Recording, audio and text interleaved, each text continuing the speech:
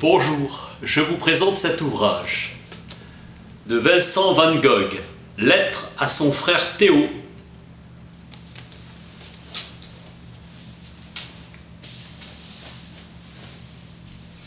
Naissance à Groot, Zundert, 1853. Intérêt précoce pour la nature. Est né de 6 enfants, peu sociables. Théodore a 4 ans de moins que lui. C'est son ami, son confident. C'est un employé modèle, exact, consciencieux, chez un commerçant de tableaux. Parcourt les musées et lit beaucoup, va travailler dans les succursales de Bruxelles, puis de Londres. Sa vocation est née, grandit. Il commence à dessiner le long de la Tamise des centaines de fois et s'attriste de voir que cela ne ressemble à rien. Et conduit par un amour, il est déçu et blessé, et rentre en Hollande. Son oncle l'appelle à Paris. Il est désemparé. Une pensée de Renoir l'obsède. Mourir à soi-même, réaliser de grandes choses. Arriver à la noblesse, dépasser la vulgarité où se traîne l'existence de presque tous les individus. D'employé jadis modèle, il devient détestable. Il veut être peintre, il est attiré par la religion. Il veut consoler les humbles. Être peintre, c'est beau. Être pasteur comme son père, c'est sacré. Il voudrait être comme lui. Devient prédicateur, mais n'a aucun don de parole. Il est renvoyé. Il devient pasteur, à Mons, pauvre cité minière. Il visite les malades, réconforte, lit les évangiles. Il déploie un zèle d'apôtre pour soulager cette misère. Exaltation mystique. Il dessine toujours, sa mission n'est pas renouvelée. Théo l'encourage dans sa vocation de peintre. Il marchera 8 jours pour aller à Courrières voir Jules Breton. Il a découvert sa voie. Il sera peintre, rien que peintre. Affreuse angoisse et radieuse espérance. Théo, bouleversé, se donne entièrement à son frère. Il croit en lui et ils ne feront plus qu'un. Vincent tombe amoureux d'une cousine. Déclaration, refus, désespoir et colère paternelle. Il part à La Haye et demande conseil à son parent, le peintre mauve Anton Rudolph, influencé par Joseph Israël. Il aura la révélation de Rubens et de l'art japonais, des estampes. Son frère Théo est devenu directeur, vendeur de tableaux, et l'accueille à Paris, comme un enfant, rue Jean Massé, anciennement rue Laval. Il va à l'école et passe du temps dans les musées, copiant Delacroix et Millet. Travaille en plein air comme les impressionnistes qu'il admire. Montmartre le séduit. Fréquente Signac, Seurat, Gauguin avec qui il se prend d'amitié. La lumière et la couleur séduisent Vincent. Sous le conseil de Toulouse-Lautrec d'aller dans le sud, il part pour Arles, l'absolue nécessité. Il dit tout dans ses lettres quotidiennes. Son rêve de fonder un atelier commun. Exaltation grandissante, il dessine et peint sans arrêt, et écrit la nuit. Il écrit ses joies et ses folies, son génie. Des hallucinations le poursuivent. Lettres poignantes. Rentre à l'asile de Saint-Rémy, qui est un ancien monastère. Il ne cesse de peindre avec sensibilité et puissance. En 1890, un critique, Albert Rorier, signale sa peinture. Il vendra son premier tableau, La Vigne Rouge, et dernier avant sa disparition. Pissarro le présente au docteur Gachet à Auvers-sur-Oise. L'angoisse de la crise qui revient le décide à se tuer une balle au cœur. Théo ne supporte pas la douleur et est frappé de paralysie. Il mourra en 1891. Le peintre des soleils silencieux et des tours de sol d'or et Théo le frère sublime repose à Auvers. Pour Vincent, les tableaux de Millet sont quelque chose, magnifique, c'est de la poésie. Dans ses lettres, la description et le sens du détail des tableaux qu'il observe est étonnant. Il est content que Corot ait peint cela. Se sépare des livres de Michelet et conseille à son frère d'en faire de même, et de Renan pour sa tranquillité. Changer de nourriture donne de l'appétit. Apprendre le grec à Amsterdam en été est moins bien et moins à l'aise que les champs de blé qui sont bien plus beaux. Les mineurs sont un fleuve noir. Dickens recommandait un morceau de pain sec et une bière pour retarder le suicide. Il aimait regarder les femmes laides d'Israël ou de Millet plutôt qu'un beau corps peint. enrichir notre cœur quand souffre le physique. Révélateur d'intelligence comme des mains qui marquent le travail, il dit qu'il s'accorderait mieux avec une femme laide, pauvre ou malheureuse, mais qui aurait acquis de l'intelligence et une âme par l'expérience de la vie et les épreuves ou le chagrin. On ne peut pas reculer quand on a commencé à considérer les choses d'un regard libre et confiant. Être un homme intérieur et spirituel, ne pas douter du résultat final. Envisager la fin. Une victoire tardive est meilleure que précoce. Ne jamais fléchir, avoir l'esprit ardent. Il avait une vraie mission comme une absolue nécessité. Aimer autant que l'on peut, c'est là la vraie force. Celui qui aime beaucoup accomplit de grandes choses. Ce qui est fait par amour est bien fait. La garde meurt, mais ne se rend pas. Dieu veut qu'en imitant le Christ, l'homme mène une vie humble sur terre, en n'aspirant pas aux choses élevées, mais se pliant à l'humilité. Être doux et humble de cœur. Sa meilleure définition de l'art. L'art, c'est l'homme ajouté à la nature. La nature, la réalité, la vérité, mais avec une signification, une conception que l'artiste fait ressortir, qu'il dégage. Un tableau de Mauve, de Maris ou d'Israël dit plus et parle plus clairement que la nature elle-même, l'être 130. Il veut devenir meilleur. Entente cordiale vaut infiniment mieux que malentendu. Il se qualifie d'homme à passion, il souhaite tirer parti de ses passions. Besoin de s'instruire continuellement, comme manger du pain. Apprendre à lire, à voir, à vivre et continuer. Aimer beaucoup avec volonté. Ressent l'oiseau en cage au printemps, qui doit couver le nid et sortir, mais reste là, fou de douleur, prisonnier. Découragement, puis se remet au dessin.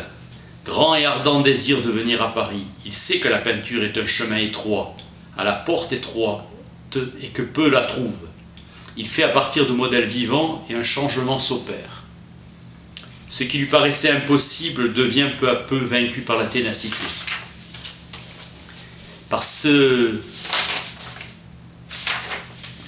Sans se résigner, il travaille dur. Aimer encore. S'acharne à faire des aquarelles. Millet disait « L'art est un combat, dans l'art il faut y mettre sa peau ». Savoir souffrir sans se plaindre, la solution au problème de la vie, écrivait Vincent sur Millet. Il y a deux façons de raisonner en peinture. Beaucoup de dessins et peu de couleurs, ou beaucoup de couleurs et peu de dessins. Rien ne m'enlèvera la force de continuer. Pour Mauve, être artiste, c'est toujours chercher, sans jamais trouver la perfection. Le sentiment de l'amour de la nature trouve tôt ou tard un écho chez l'artiste. Le peintre a pour devoir de se plonger complètement dans la nature et d'utiliser toute son intelligence, de mettre son sentiment dans son œuvre pour qu'elle devienne compréhensible pour d'autres. Mais travailler en vue de la vente n'est pas précisément le vrai chemin à mon sens, mais plutôt se foutre des amateurs. Ces descriptions de tableaux sont riches en détails comme personne. Il y a dans la peinture quelque chose d'infini.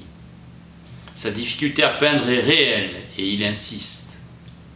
Il sent en lui-même cette force de produire. Faire des études, c'est semer, et faire des tableaux, c'est récolter. Ne pas perdre courage, dessiner, comment y arrive-t-on? C'est l'action de se frayer un passage à travers un mur de fer invisible qui semble se trouver entre ce que l'on sent et ce que l'on peut. L'aquarelle est diabolique. Whistler disait « Oui, j'ai fait cela en 2 heures, mais j'ai travaillé des années pour pouvoir le faire en 2 heures. » Angoisse de Vincent sur les frais. Il a dépassé sa période de tâtonnement, une manière vigoureuse de concevoir et de regarder les choses, disait Théo. Vincent sent en lui le début de quelque chose de meilleur. Un changement s'opère en lui. Sa peinture devient plus facile.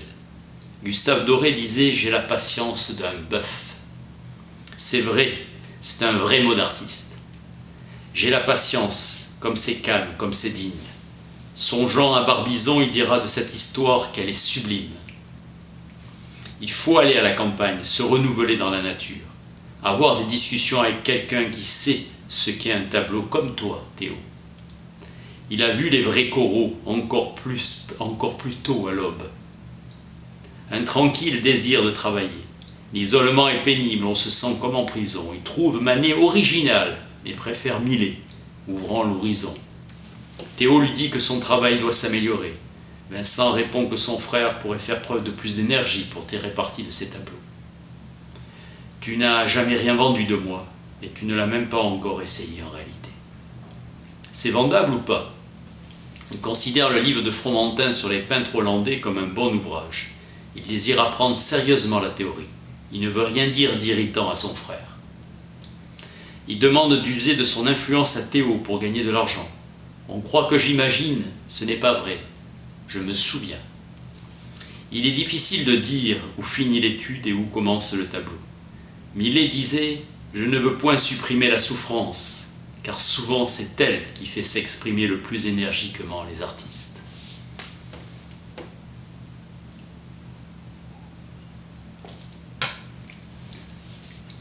Il se sent être un peintre des paysans.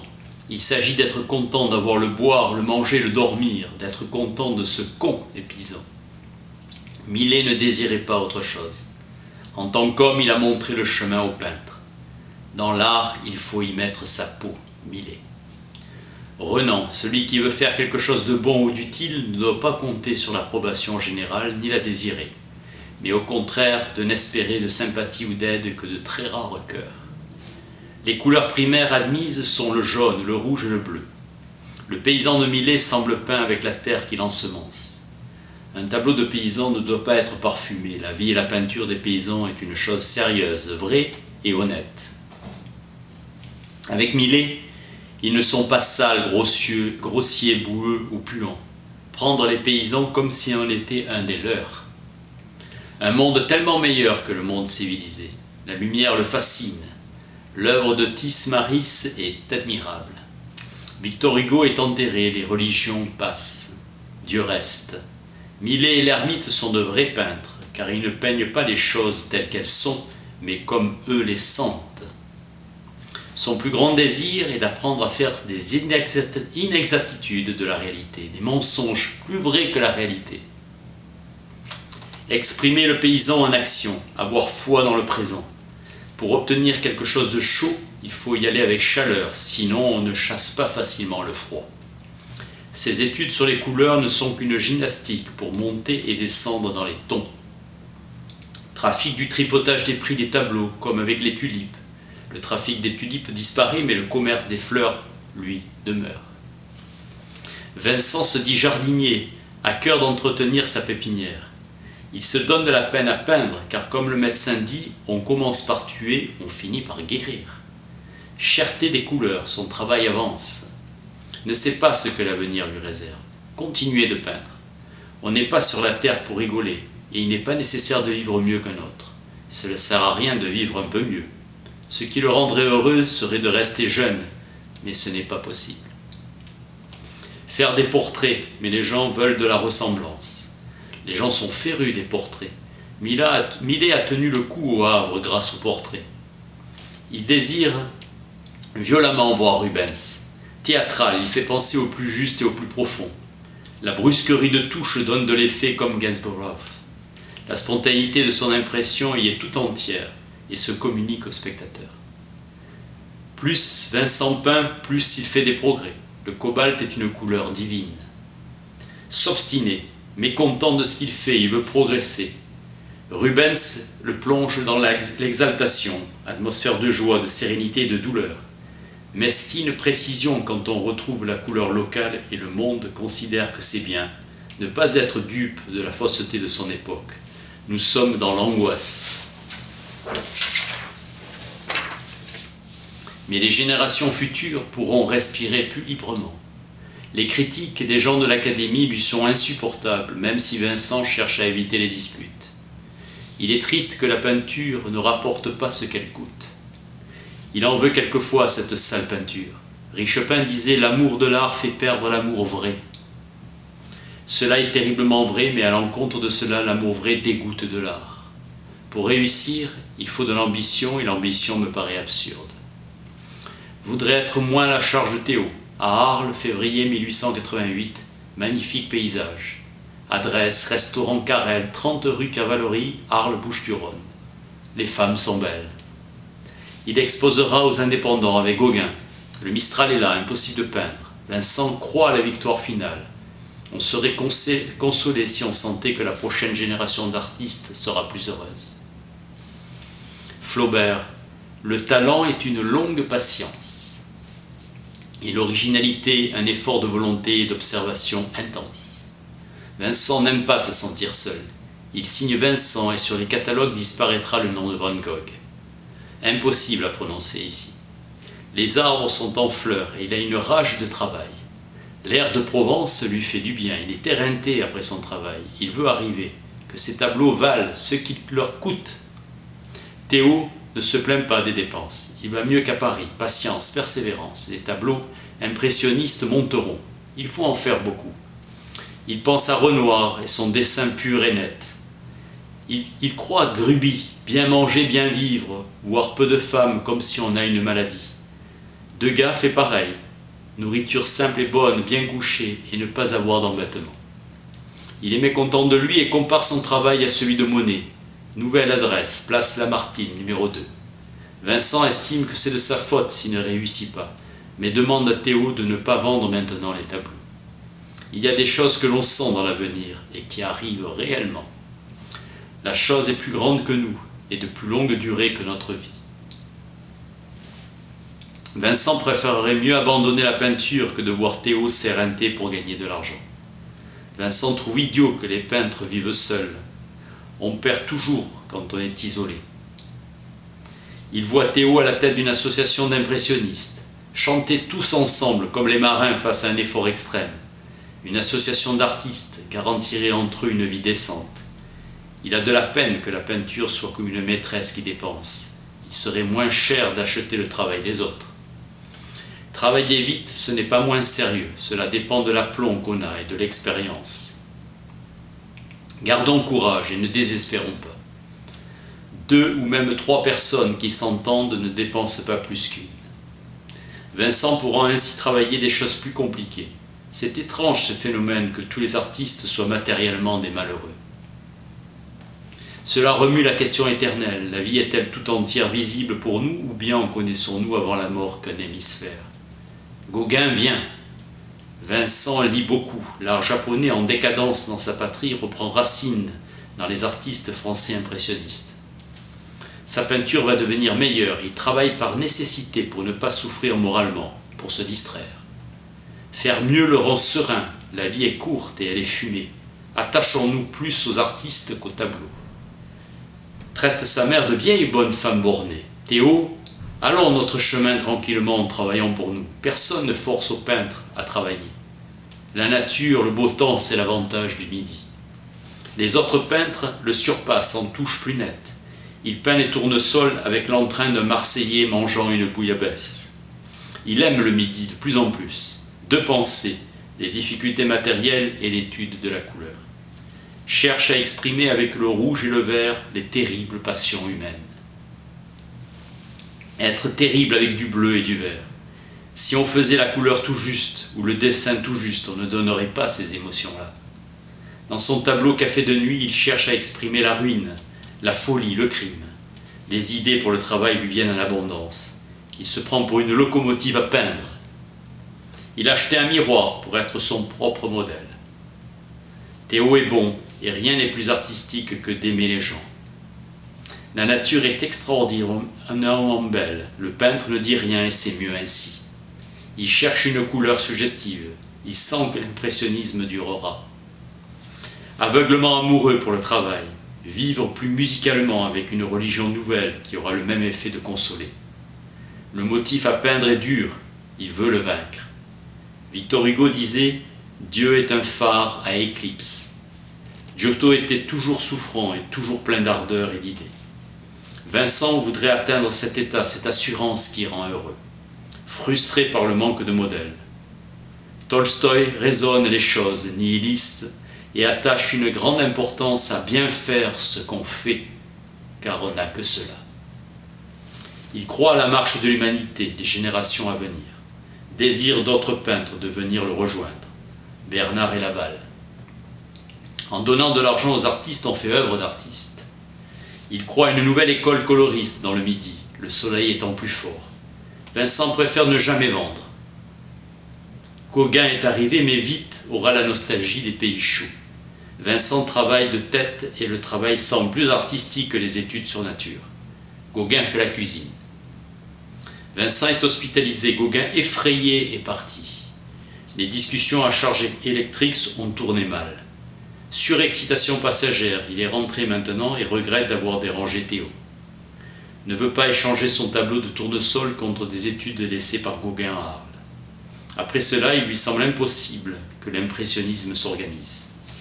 Pense refaire une toile de tournesol pour l'offrir à Gauguin. Si son travail est qualifié de fou, tant pis, il n'y peut rien. Ses hallucinations cessent et à force de bromure de potassium se limitent en cauchemar. Enfermez-moi ou laissez-moi travailler. Le travail le distrait. Un peu fou mais surtout profondément artiste. Dans ce pays, tout le monde est un peu toqué.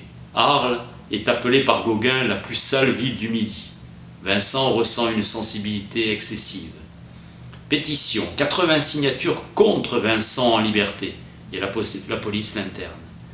Souffrir sans se plaindre est l'unique leçon que l'on peut apprendre dans cette vie.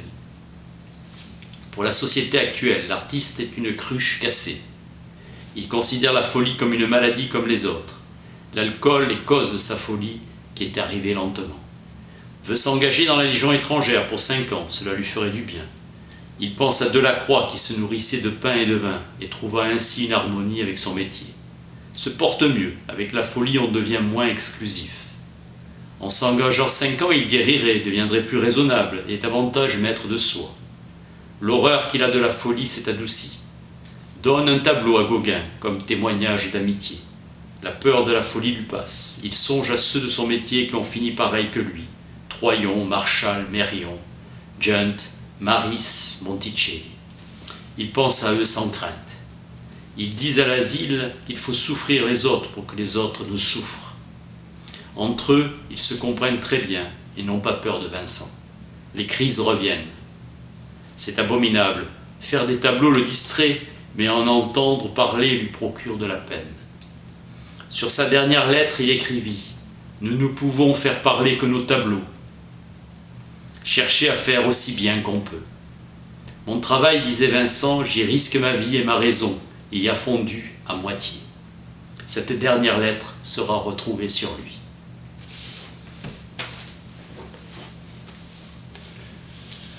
Vincent van Gogh, lettre à son frère Théo. Merci.